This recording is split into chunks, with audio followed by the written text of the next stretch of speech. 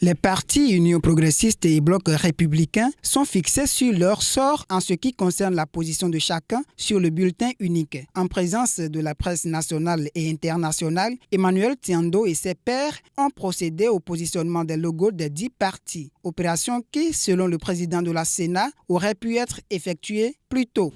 Dans le souci de contribuer à la création de conditions favorables au succès de toutes les initiatives entreprises en vue de la réalisation d'un consensus politique pour des élections inclusives et apaisées, la Sénat avait quelque peu ralenti le déroulement de son calendrier.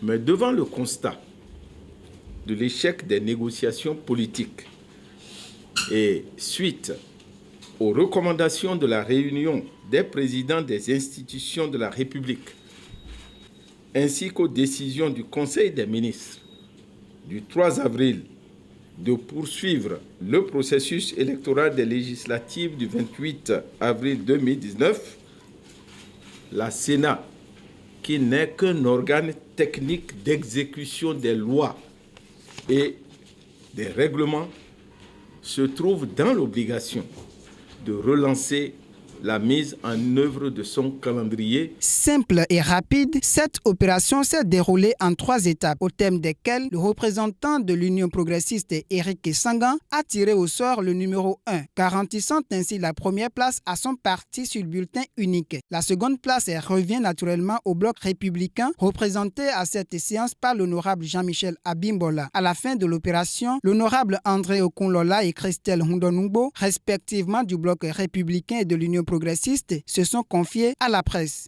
Nous avons pris un peu du temps pour discuter, mais malheureusement on n'a pas pu trouver le consensus.